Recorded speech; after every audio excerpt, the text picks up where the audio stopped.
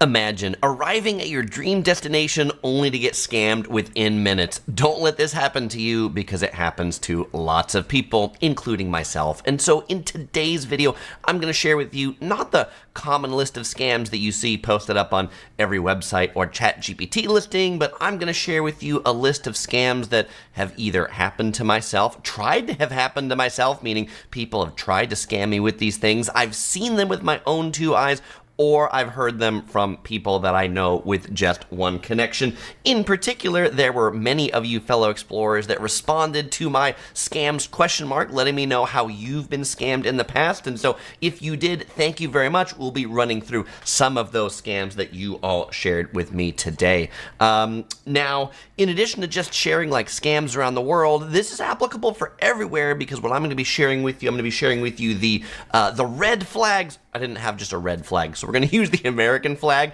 for red flags. It's Olympic season right now, so I figured that was applicable for right now. To let you know the red flags to watch out for so that you don't get scammed with these same kind of scams. Okay, so I've kind of broken them down into different categories.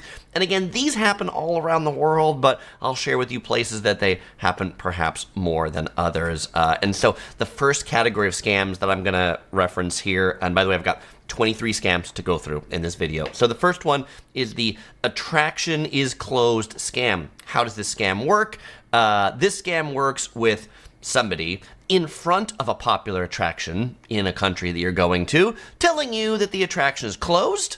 Why are they telling you the attraction is closed? Because they have some other place that they want you to go to that's either their attraction, or they get a kickback if they take you there, or they're going to try to provide the transport to take you there.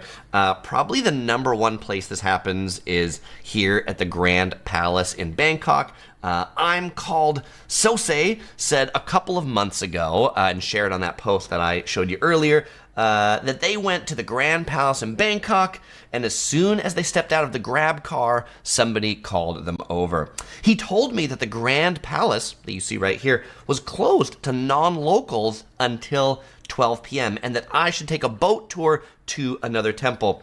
He said that would cost 5,000 baht, which is the currency in Thailand, but that I could get the tour good deal today for 3,000 baht. This sounded suspicious, so I called my friend who's a Thai local, and I asked if the palace would be closed to tourists. She said it should be open. I went to the palace, and of course it was open to all. When I got home, I looked this up. It's a common scam. They'll take you on a boat ride to people selling various items, making you think you're getting a good deal. Beware. And this actually was in my video about Bangkok scams that I referenced in 2018 in that video, because it also happened to a friend of mine who was in Thailand just before me and said, Chris, don't let this happen to you, because yes, as soon as you get there, there are all these people telling you this attraction is closed. By the way, what am I drinking today? Today I am drinking some boba milk tea, not boba milk tea. Today I'm drinking Thai tea in particular from this place called Jam Jam Tea Lab. But you know what? Thailand, I love Thailand and I love the Thai people, but unfortunately Bangkok, land of scams. And so I figured Thai tea was applicable today. And by the way, you'll also notice I'm wearing this shirt. What am I drinking today? This is a new shirt. We'll be giving this shirt away today.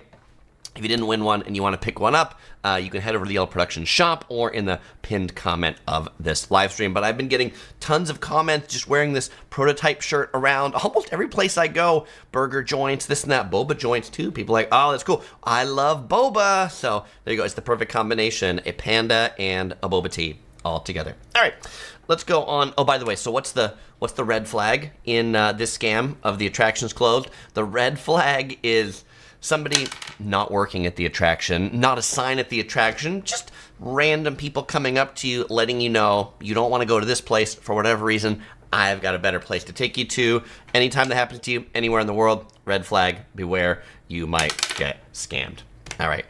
Number two, second scam happens, is taking you to a place where they get a kickback from. So this couldn't just be that, but this could be like people just on the street coming up to you and chatting you up and want to take you to a place, not referencing it's closed, but being like, hey, come to my place. Lizelle Wong shared this. She said, back a few years ago, my husband and I went to, hold it, Thailand. All right, this video is not all about Thailand. Many scams not about Thailand, but the first couple are.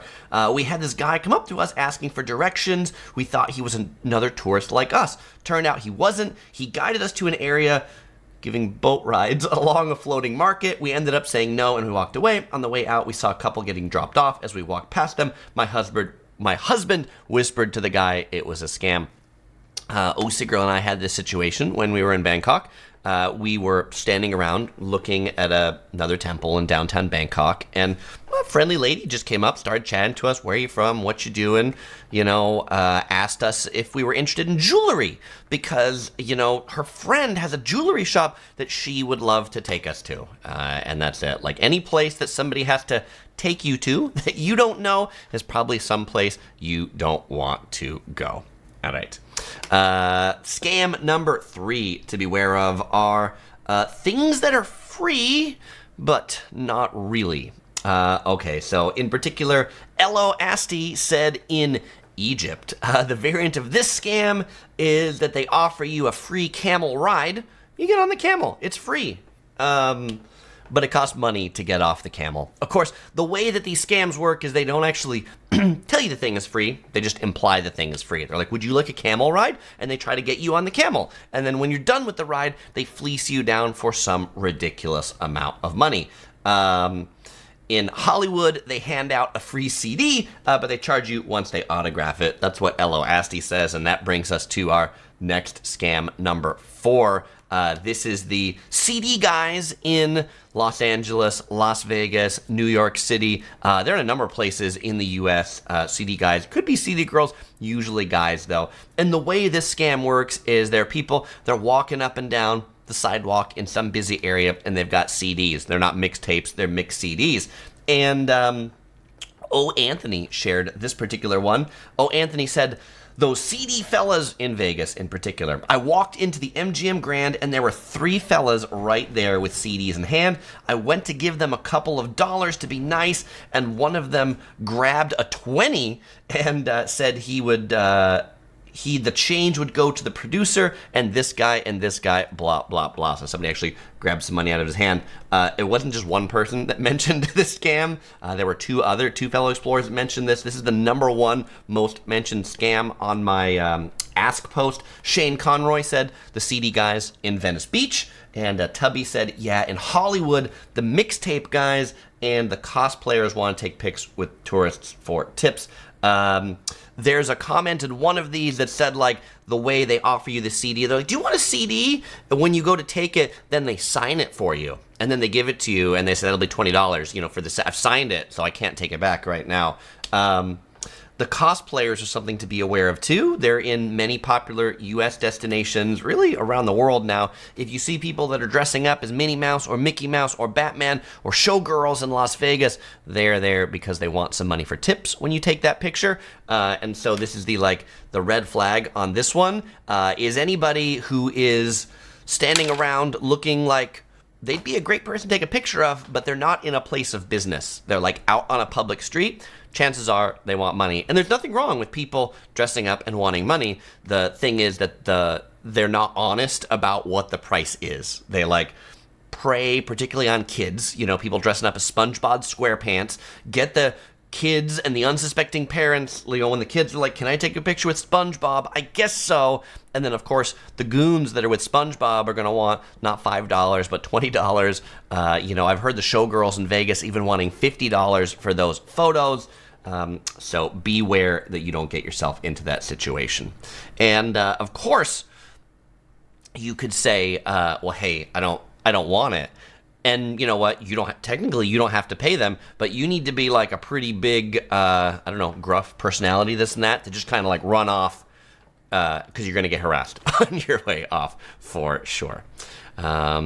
Kathy on the live stream says, I was also scammed in New York. Someone tried to sell a cap for money, saying it was to raise money for charity. We bought one and then saw the same cap in a shop around the corner, cheaper. Yes, I think that the charity scam, there are people who are like, this is for charity. Another one, there are many people who will dress up as monks and try to say, hey, give money to my charity. Turns out they're not actually a real monk. I'm sure there are real monks that are out there asking for money, but there are also many fake charities that are out there.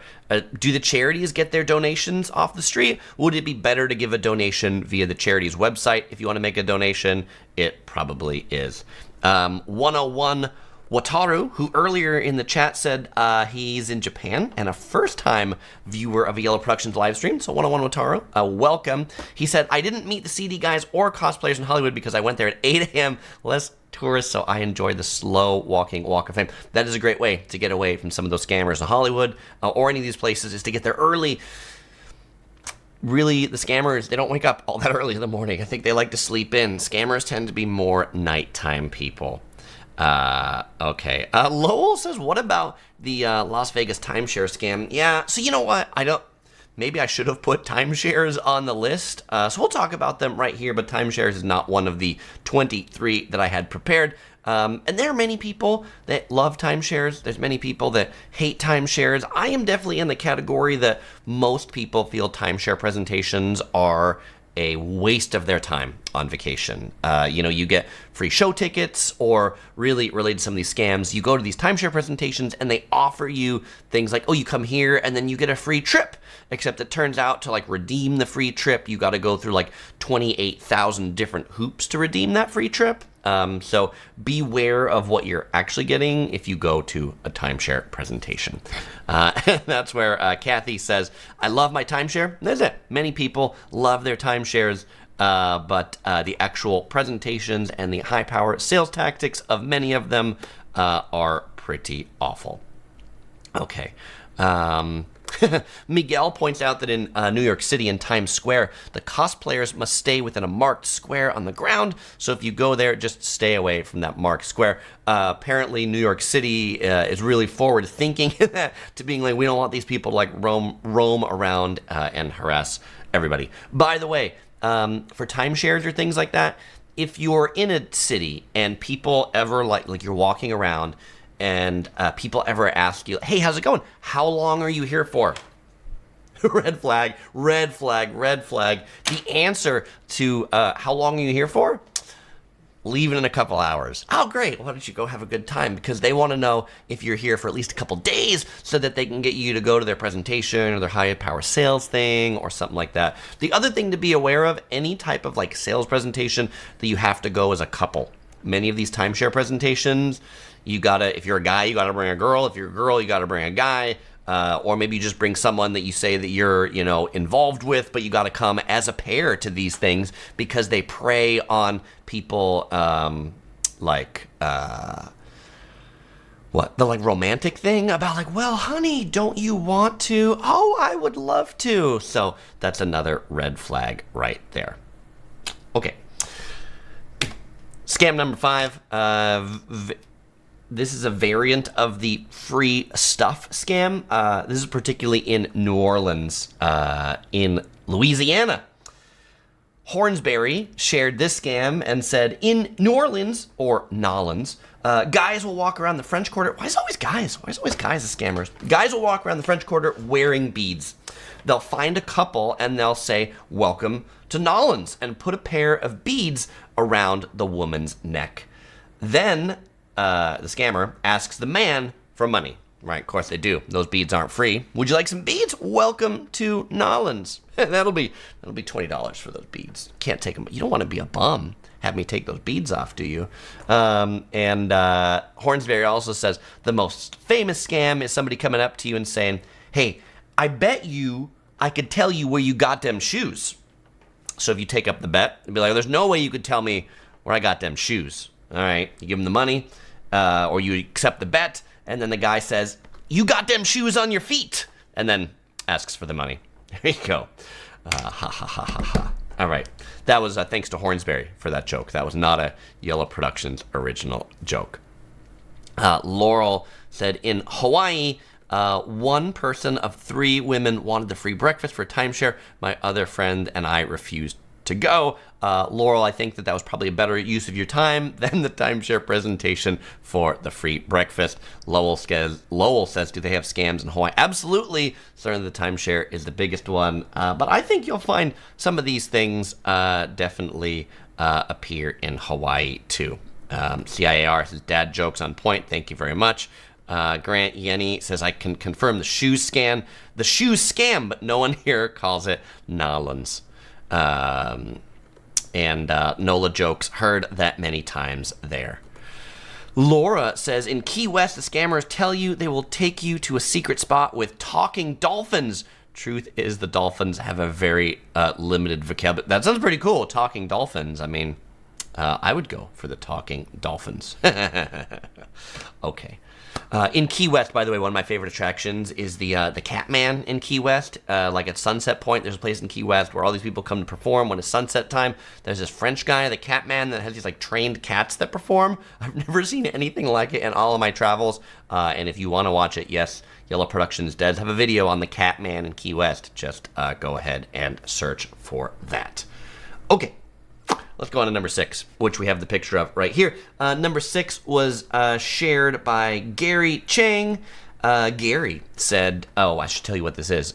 This is scams that are in the category of restaurant prices that aren't what they seem. In particular, restaurants that prey on tourists. These aren't restaurants that have any repeat business. These are restaurants in very touristy places that every single customer of theirs is a customer that will never come back again.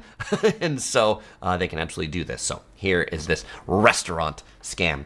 Near the Rialto Bridge in Venice, we saw a cafe selling sandwiches for super cheap. When we got there, the owner was so nice and he invited us to sit down and get out of the hot afternoon sun. He told us about the history of the place, showed us the lines in the restaurant from past floods on the wall from the canals, and then afterwards proceeded to charge us 3 times the advertised price for the sandwiches.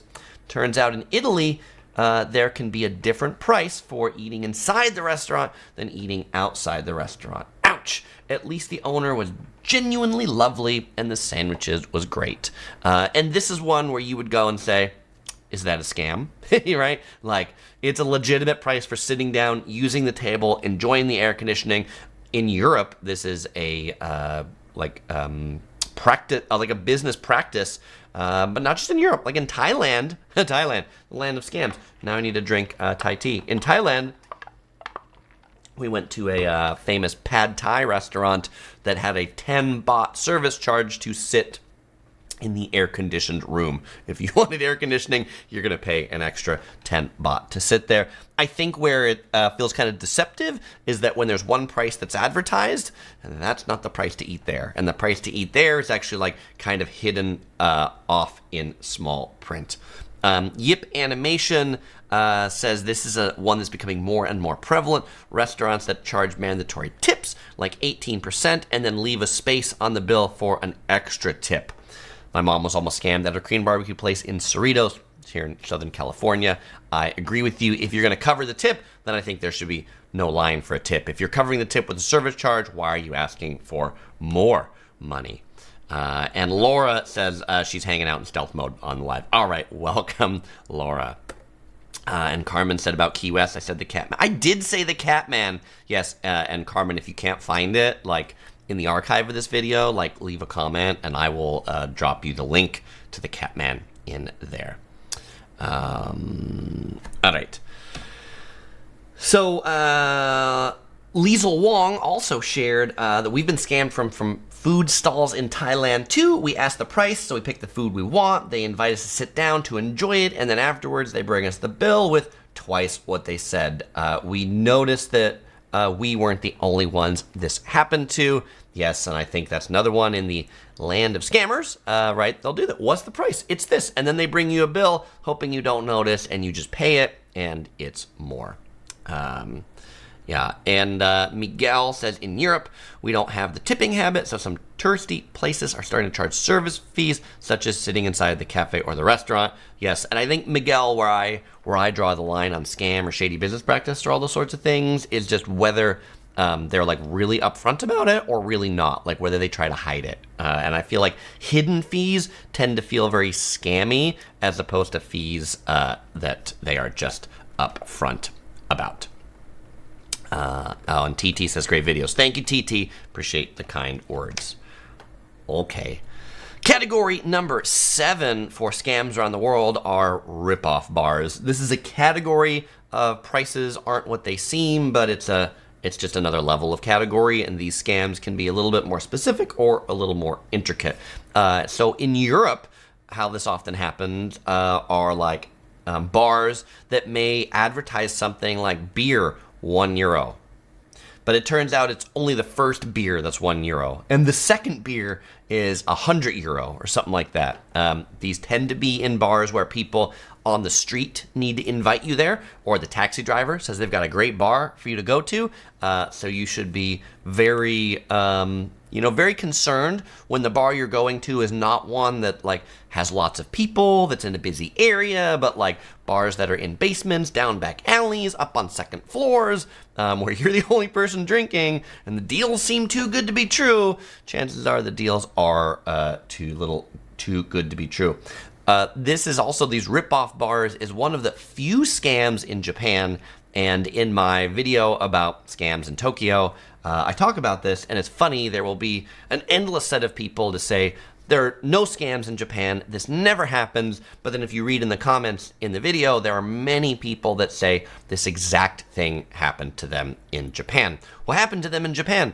Usually happens in Shinjuku or Roppongi. They're walking along the street, somebody is advertising a bar that has all you can drink for 1,000 yen. Maybe right now it's like $6. That sounds good.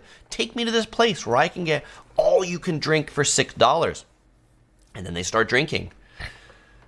And then when they leave, they get presented a bill for way more than $6 or 1,000 yen. They get presented a bill for $100 or $200. Why is that? Well, because the all-you-can-drink special was only for the first 30 minutes. And then every drink after that was charged at a significantly higher rate. This is another one of those, like, in Japan, they would say, this is a common business practice. It is. Japan is full of these unlimited drinking for a certain amount of time.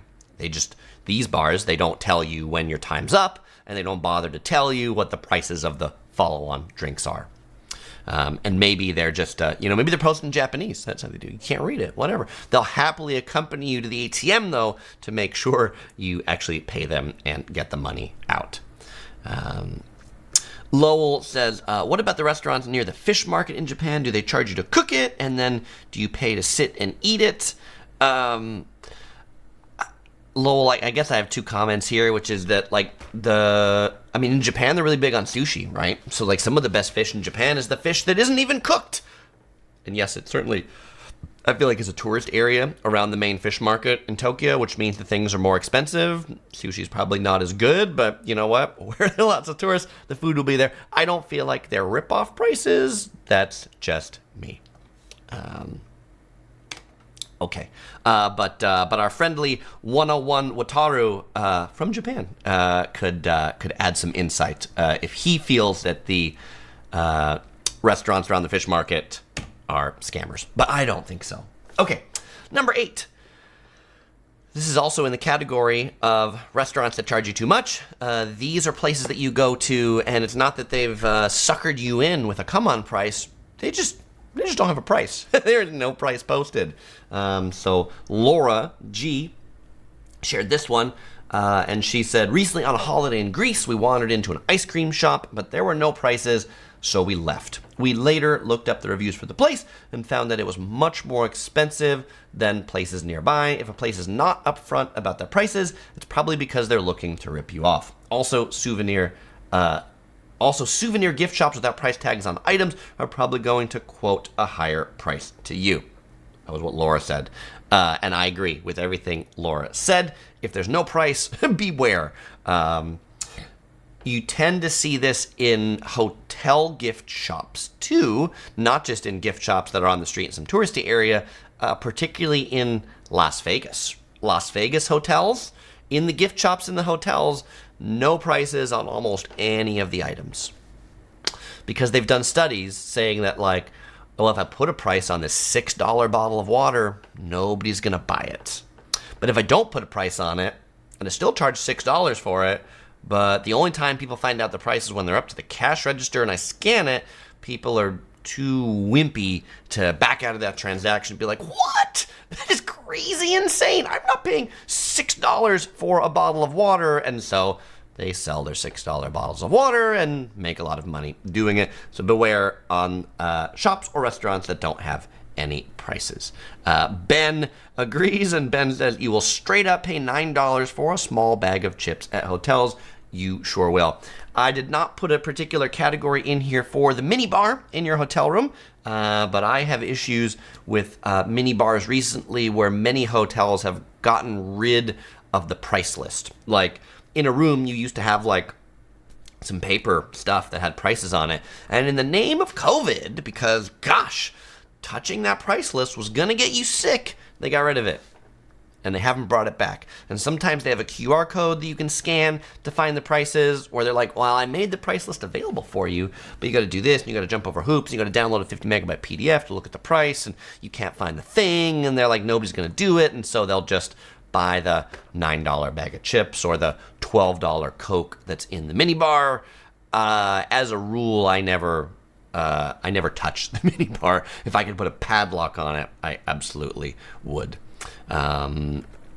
Chris says, resort fees are a scam. I hate resort fees, and I will talk about them on this list. Thank you for that, Chris. Miguel says, about prices, it often happened to me in New York City at a food truck or a souvenir store. They tell me a price, and when I show them my debit or credit card, they add extra money. I never knew why. I also think that's a pretty lame tactic. They do that because it costs them money to accept credit cards, and so they charge you more. But the fact that they're not upfront about it, I agree, is pretty lame. Okay. Carmen says, what do we do if we go to a country where everything is haggled? I dread buying anything in those countries, but I want to go one day. You can go, you just don't have to buy anything. I mean, that's sort of my thing, right? So, like, well, or offer them the price. I'm going to talk about this probably more in detail as we get a little later. Maybe I'll just talk about it right now, which is like a place like that is China. Like, you go to China and you can, like, haggle almost everything. I mean, maybe not in, like, high-end designer stores, but certainly, like, for all the street vendors and things like that, like, haggling is part of the culture. And I can read a little bit of Chinese, and so, like, if they do have prices posted, I can actually, like, read the prices. And of course, they see the foreigner come up, and they kick away the price. and if I say I'd like one of these, and they're like, oh, those are 20 kwai. It's actually my mom and I, when we were in Beijing, we wanted to buy these little mirrors, and they had a price that was 5 kwai, which is like 80 cents or something like that, 80 US cents. And that's what the sign said. But literally, they kicked it away when I walked up. And then they're like, oh, it's 20. I'm like, it's not 20. Your sign said it was 5. Oh, it's 20. I'm like, look, I'm going to take 4 of them, and I'm going to give you a 20 for the 4. Here we go. Are we good? Are we good? Of course, when I tell the story to my Chinese friends, they'll tell me, Chris, that if the sign said 5, you probably could have got it for 3. I probably could have, but I was okay with 5. Mexico is another place where, like, everything's haggled, and it's one where, like, I hate it. You have to ask for everything. What's the price? This and that. Make an offer, buy it. Don't, but what really annoys me in those places are, like, when people chase you down the street when you ask for a price. Like, what's the price on this? You show some interest, and they're like, 20. You're like, oh, that's too much.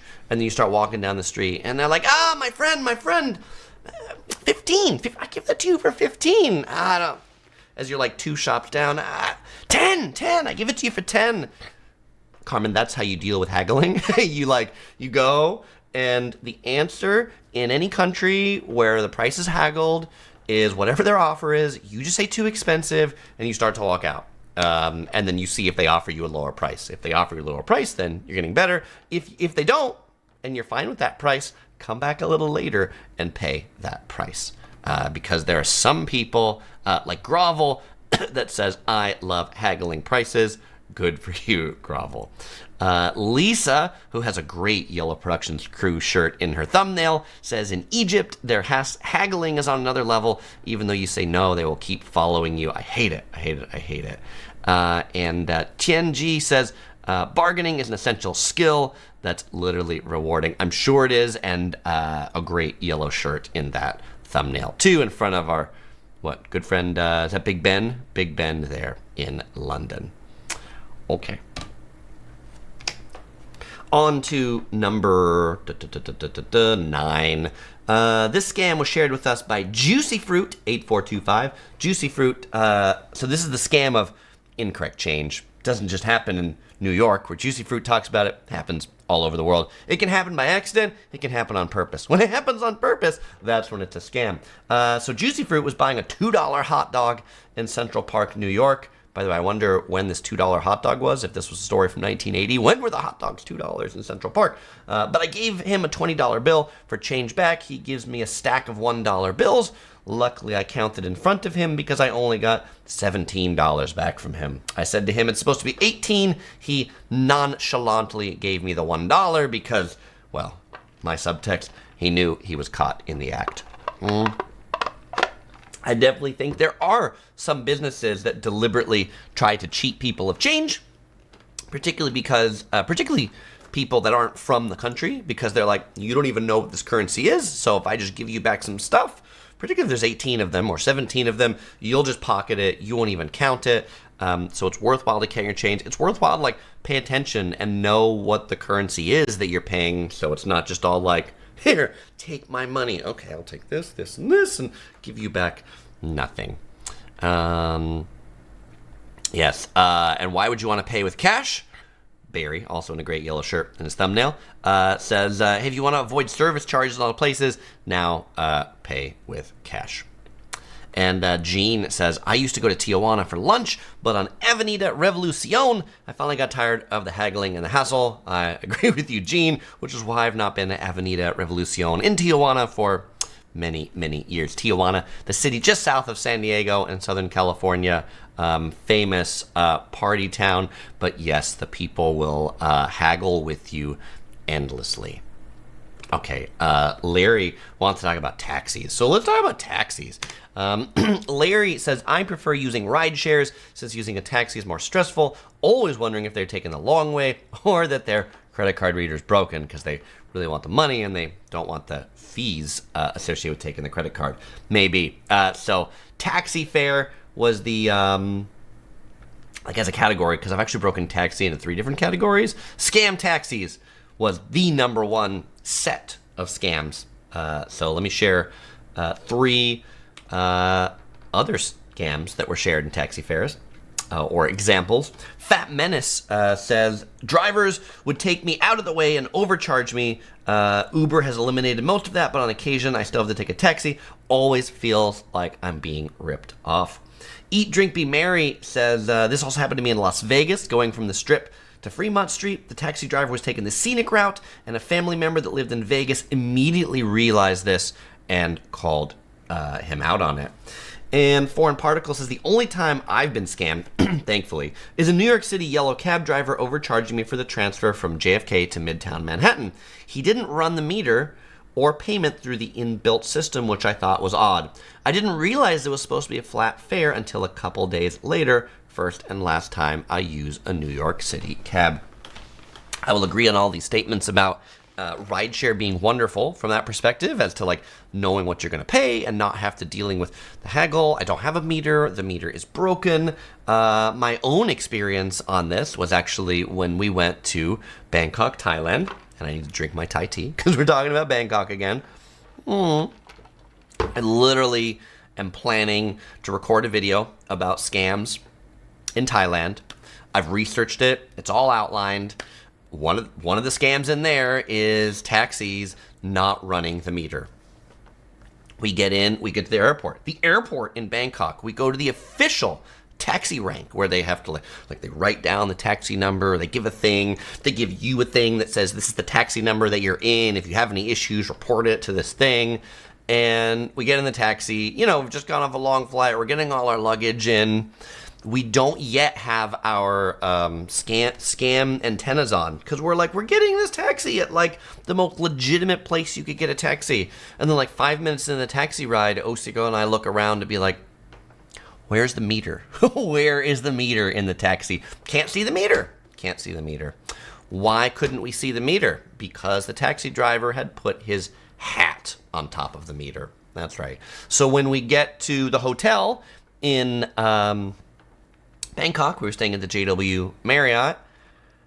How much is the fare? Well, the taxi driver quotes us something that is like twice what the meter actually said. How do I know what the meter actually said? When he quoted the fare, I was like, what's the meter that's under your hat say? And it was half the price. He would have gotten a good tip from me, but at this point he got no tip and he only got what the meter said. So sad. The taxi driver was the nicest guy too. Chit-chat with us the whole way. I really like the guy. And you know what? There are people who would say, well, the problem is the taxi fares in Bangkok just aren't enough, and so that's why the drivers have to charge people more. And maybe we can all just increase the rate. You know what they've done in Korea? In Seoul, they have two different types of taxis. They have like the regular taxis, and then they have what they call international taxis. The international taxis are all nicer taxis, and all the taxi drivers are certified to speak English, and you pay more for them, but that's okay. You just know what you're getting into. You pay more. It is more. Do I have an issue whether it's $20 or $40 to the JW Marriott from the Bangkok airport? Probably not. But what I do have an issue is when it's supposed to be one price, and then the people quote an entirely different price on their own. Amber says, a taxi driver tried to refuse card payment, demanding cash. I'm not scared easily, but was shook. He drove to a bank and tried to make me get cash out. I got out of the car and called police. He drove away. Wow, that is something, Amber. And I think that's one where, like, if you know you're going to use card and you want to avoid this, you could always, like, as you go to, hey, do you take cards, right? And if they say yes, then you get in. If they say no, you don't get in.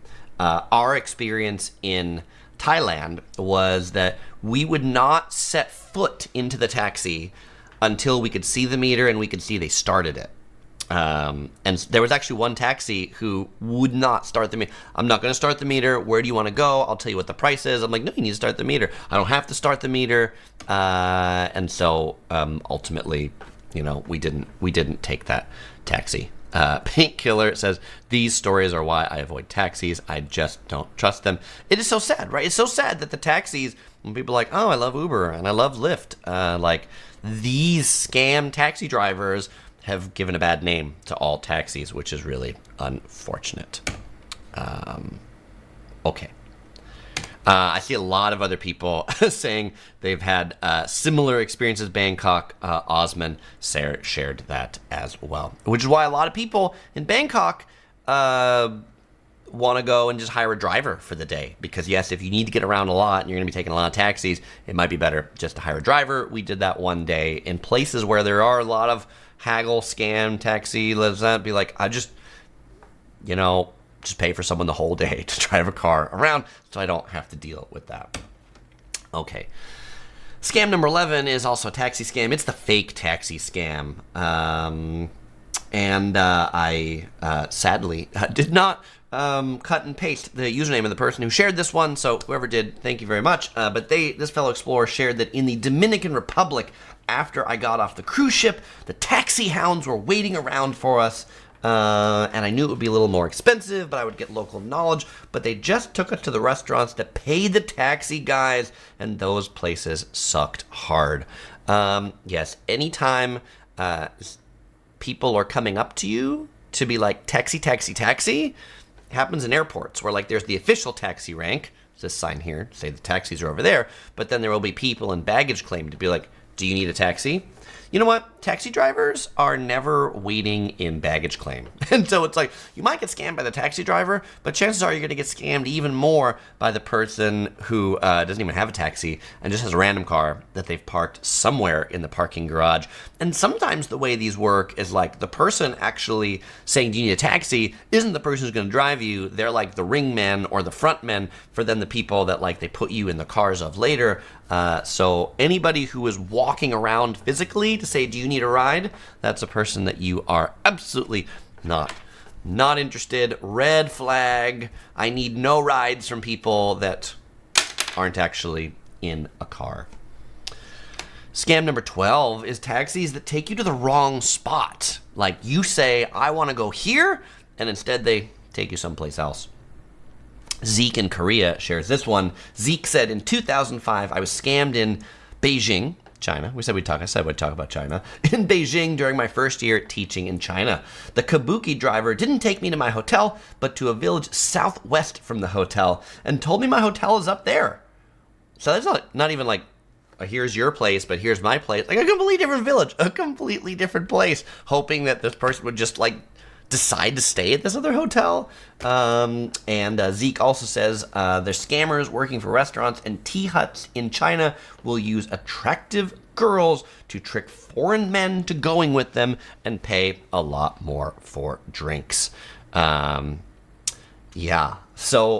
this thing about like taking you to a different place happens in Thailand too, where you say like, I want to go to this place, and they take you to a place that kind of sounds the same. And because you don't speak Thai, you can't read the sign, you're like, it must be the same place. Sure, except no, it's the place that gives money to these taxi drivers to get people to come there. My recommendation for you as you're like navigating around is to like, if you are taking a taxi, you're not taking Uber or Lyft, is to have like Google Maps up. So that then you can like know that you're actually getting to the place you want to go to. Okay. The one about using girls to trick foreign men to go with them, just a side note on this one, there are scammers. We're talking about scammer guys. Let's talk about scammer girls. A lot of scammer girls on the dating apps out there, the Tinders of the world and things like that, that when you swipe right and accept a date, they want to go to a specific bar. Why do they want to go to that specific bar? Because that bar charges a lot of money for the drinks, and those girls get a kickback from you. So do be wary when you're swiping right, and they've got just only one place they want to go to. Phil says, in Korea, I told the cab driver I wanted to go to the U.S. Embassy. He told me, he took me to the NBC TV building. Not a scam, just a language barrier. All right, sure, I can buy that one too. Wanda says if taxi drivers take you to stores, don't buy anything. That is a good suggestion. Okay. Last one about taxis. It's actually not about taxis. It's about other things that are like taxis, which is every other or underregulated transit option, whether that's a tuk-tuk, whether that's a pedicab, whether that's a horse carriage, whether it's someone carrying you on their shoulders. I'm sure there's many honest folks that are running those things, but there are also many dishonest folks. And so like San Diego, where I'm from, these pedicabs are things where like somebody bicycles you around with a big thing that you sit on in the back. And like by San Diego law, they're not taxis and they just take tips. And so like, when you get on, if you're like, how much is it? They're like, oh, we just take tips. And then, of course, you get there and you're like, here's $5. And they're like, man, it's like 50, you know? Now, in certain cities, even San Diego, there's more regulation about them. And maybe they have to quote you a price up front. But, of course, because it's not like they don't have a meter, there's not an app that regulates them, all of these things are highly susceptible. And so if you are going to get on something that is a ride thing, definitely negotiate the price up front. And if they say, well, I just take tips, you should just be like, what's a reasonable tip for you? $5.20, negotiate. If it's a tip, negotiate the tip so you know what you're getting into. Larry, I don't have this one as a scam, but Larry's right. Larry says, the tipping culture right now is a scam, prompting you to tip 10, 15, 20% simply for ordering takeout at the counter. Yes, at the place that I got this boba tea today. Well, I don't know whether it was this place. I'm pretty sure it was this place. Many boba tea places. In the event it isn't this place, I feel like I did get prompted for tips. I ordered at a computer. I ordered a computer, and then it comes up, what would you like to tip? And yes, it doesn't start with like 5%. These things start with I love these places where like the tips start with 20%, 20, 25, 30%, you know, and it's a hassle to choose anything else. Or like it's hard to choose zero. Yes, people often ask me, coming to the USA, do I need to tip somebody who makes my tea? No, you don't need to tip somebody. I'm sure they appreciate it, but you don't need to. You don't need to. Scam number 14 to be aware of. Now we're getting, into what I would consider maybe more crime. This is definitely a crime one rather than just a dishonest business practice, but are people who pick your pocket. Unfortunately, there are pickpockets the world around. So a few people shared their experience getting pickpocketed. And it often has to do with somebody distracting you. So, by the way, the red flag on these, another one, people come up to you on the street, people doing something that's like out of the ordinary is then where you might want to like put your hands where your valuables are to make sure that as you're gawking at something, you're like, okay, I got my stuff, I got my phone, I got my wallet.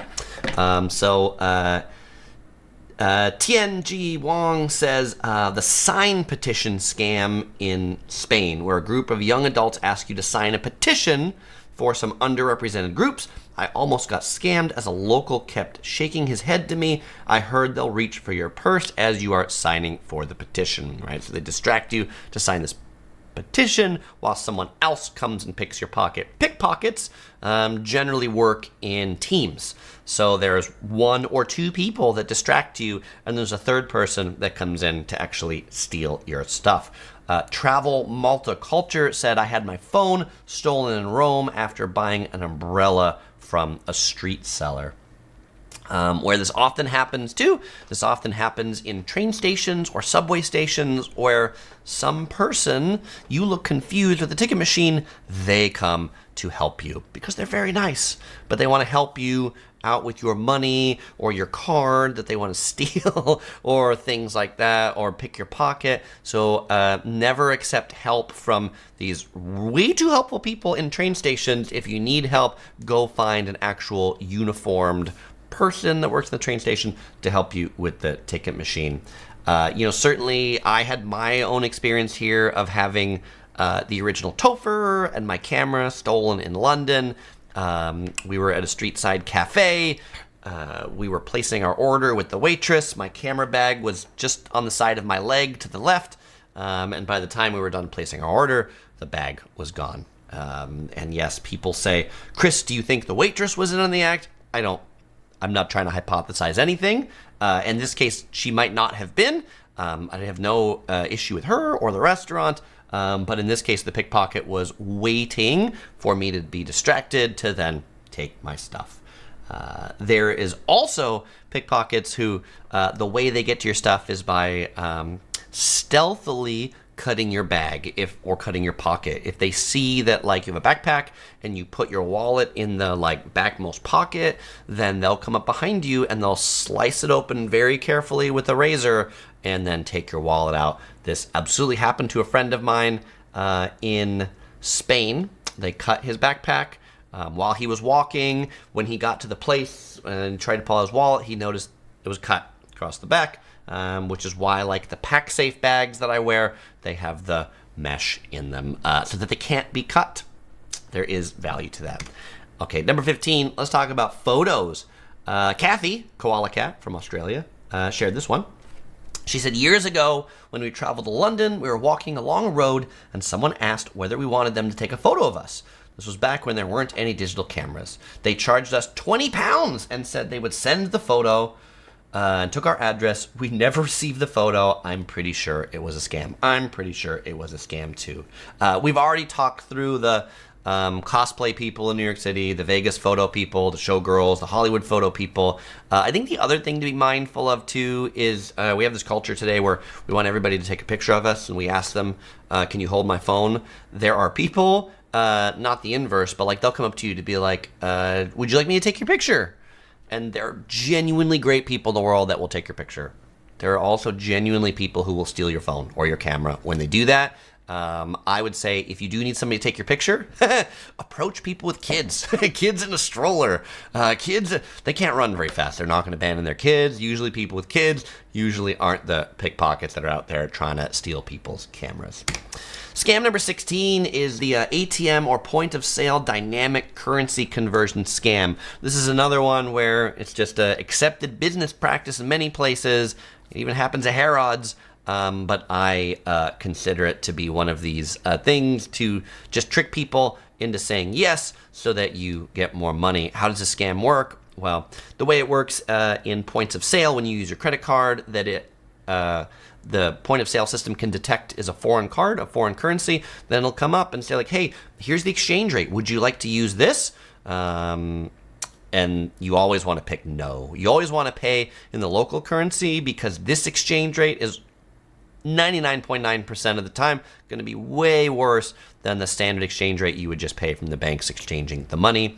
2, this happens in ATMs where it'll be the same thing, like in Thailand. Happens in Thailand. Doesn't just happen in Thailand. Happens a lot of places. We'll say London because it happens in London too. In London, it comes up and you say you'd like to withdraw 400 pounds out of the ATM, out of the cash machine. And it comes up and says, like, would you like to use dynamic currency conversion to have this withdrawn in your local currency to avoid the exchange fees? For this privilege, we're going to charge you $1,000 to withdraw the 400 pounds. It's always a bad deal. Yes. And Gene says, I always say no, and that's always a good plan. Scam 17 is where they cheat you specifically on the exchange rate if you're using cash of another currency. So people often ask me like, hey, Chris, if I go to Mexico, can I use US dollars? And it's like, you can, but they're probably going to cheat you on the exchange rate. You're going to get a really bad one. So in particular, Huve Travels said, in the Beijing airport, when paying for breakfast, I got scammed out of $20 worth of yen on the conversion rate to Chinese currency. And we already talked about cheating you on the price. Happens in China all the time. It's apparently so prevalent, cheating you of the price of things, that in Beijing, when you go into the Forbidden City, which is like the main kind of imperial palace that's in Beijing, at the ticket windows, they have a sign in English that says, like, if you want to complain or you feel you've been cheated by the ticket seller, call this phone number. I'm like, wow! You have a lot of problems when you got to put a phone number for people to call because they've been cheated by the ticket seller at the attraction. Yep. Number 18. People calling your hotel room and pretending they're the front desk because they want you to give you They call your hotel room. They pretend to be the front desk. They say something like, hey, our system's down, or your credit card didn't process. Can you give me your credit card number so that we can put your credit card on the room? This apparently happens. It has not happened to me, but at Disney World, when I was at Disney World a couple years ago, here's a Disney World bed, they had the sign next to the phones that said, do not give out your credit card information to anybody who calls you and says they're with the front desk. If we need your credit card information, we'll ask you to come down to the front desk. If Disney World is going to put that next to the phone, you know it happens, because Disney World is not going to want to make you worried about anything that they don't absolutely have to be, because Disneyland is the safest place in the world. That's their marketing. Until you get eaten by an alligator. Grovel says, I love the mouse towel. It was super cool that they made a Mickey Mouse towel on the bed. Okay. Resort fees. We had to talk about resort fees. Number 9 is resort fees. Resort fees, super popular in the USA, not for people, but for hotels. To make more money, in addition to the $200 nightly fee, they charge you a $50 resort fee. They charge you a $75 parking fee. They charge you an environmental fee. Fee. So, yes, unfortunately, fees are the name of the game nowadays. Number 20, the shell game, 3-card Monty. People like, Chris, this never happens. What is 3-card Monty? It comes in a lot of different ways, but it's effectively people running their own casino out on the sidewalk, asking you to gamble on things. And you go up and it looks like lots of people are having fun, having a good time. So, of course, you could win too.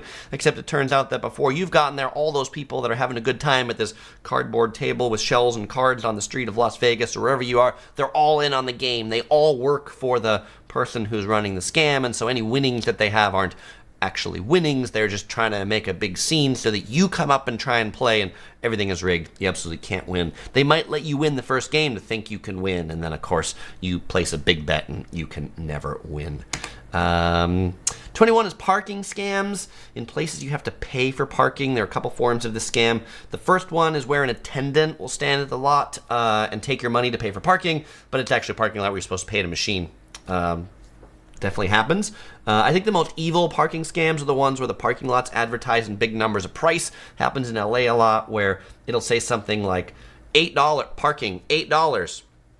And you think it's $8 all day, except in little text under $8, it says per 15 minutes. So, like, you know, max $40 a day. So just because it says $8, like, who's just there for 15 minutes? Nobody's just there for 15 minutes. So you got to be really careful of what is actually advertised. And by the way, in the USA, there's also a lot of cities that are like very hungry for tickets and towing cars. They make a lot of money that way because they park in places that have like odd parking restrictions. If you're going to big cities in the US, find a parking garage, pay to park in the parking garage. Don't worry about all of the bizarre regulations for parking on the street. 22 is fake theater event nightclub tickets. If the price is too good to be true, it probably is. People standing on the street selling you tickets to things like Gardens by the Bay in Singapore. You don't want it. They'd never do that in Singapore. They'd be hanged and they'd be caned. But in Las Vegas, New York City, there's tons of people who want to sell you tickets. They want to sell you tickets to Disneyland, except the tickets are no good. They've already been used when you went to Disneyland. Don't buy tickets from random people on the street. Yes, in Times Square, there is a TKTS booth. It's legit. There are also places in the Las Vegas Strip that sell discount tickets. If it's a brick and mortar place, that's a place of business that pays rent, you can be pretty sure that like that's a legit deal because like they have an image to maintain. But if it's a random dude selling you nightclub tickets, he's not going to be there tomorrow. He's not going to be there for you to come back to the next day to get your money back. 23 is the massage shop scam. This happens in Thailand a lot, where in touristy areas you'll see people standing around offering massages. They try to like sell you the massage out in the street. You pay the person on the street for the massage. They bring you to the store and then they run off. And then when you want your massage you paid for, the people at the massage shop are like, that dude doesn't work here. So if you want it, you actually have to pay. And finally, something to be aware of is fake hotel booking websites and fake Airbnbs too, not just booking websites. But like there are legitimately things out there, like when you search these things, there's these aggregators for hotels and this and that, where like they'll try to masquerade as the hotel. Have you booked the hotel? Turns out you booked nothing, you just gave them their money. There's Airbnbs too that aren't the actual Airbnb you're staying at, 'cause it's a place you get to actually doesn't exist. So I got a picture of the Madame Tussauds Wax Museum because you wonder which one's real. It's not real. It is a fake. Well, fellow explorers, those are all of the scams I have prepared for you. If I missed a scam, please let me know, particularly if you're watching the archive. If you enjoyed this video so far, please do give it a thumbs up. Give it a like. Let me know you enjoy it. We're going to go ahead and go to the giveaway now. Yes, it's the time you've been waiting for. It's time for the giveaway. And so, fellow explorers, the giveaway we're doing today is this new Yellow Production shirt, the What Am I Drinking Today shirt. This shirt is the first of a new set of shirts that I'm preparing that were actually created and designed by Yusaku, the Yellow Productions editor, by Yusaku's wife. So she's a graphic designer, designed some new shorts. I've been loving this one of the 5 that I've got. I'll be releasing one a month for the next few months with an inaugural price of $20. So if you want to get in on this, you can buy it at the Yellow Production shop, link in the description below. Or if you want to win one, you have to answer my question for you. And my question, okay, the give, buffering. Okay, to make this fair, we'll do this again. The giveaway question is, how many bobas are in the cup on the t-shirt? First person that answers wins the shirt. All right, there we go. So numbers are coming in. I see 5, 9, 7, 6, 14, 5, 7, 5, 8, 8, 25, 17, 11, 2, 20, 15, 13, 15. Jamie Hoff, winner, winner, winner, winner. And now we have a winner chicken dinner. All right, Jamie Hoff. There's like too many comments coming up on my screen right now for me to like pick. There we go. Jamie Hoff, congratulations. There are 10. You can count the bobas on the shirt. There are 10 bobas right there. Jamie, send me an email, chris@yellow-productions.com. I will get this shirt heading right out to you. Let me know your address and your size, and you'll have it in your inbox. And if you didn't win one, pick one up at the Yellow Productions shop. Every purchase goes to support all of the bamboo that the Yellow Productions crew needs to eat, which is quite plentiful, and I appreciate any purchases made through the Yellow Productions store. You can also, there might be a link down in the bottom of this video too. Sometimes YouTube puts them there as well. All right, fellow explorers, it was great hanging out with you all today. As usual, I won't say goodbye because I'll see you in the next video.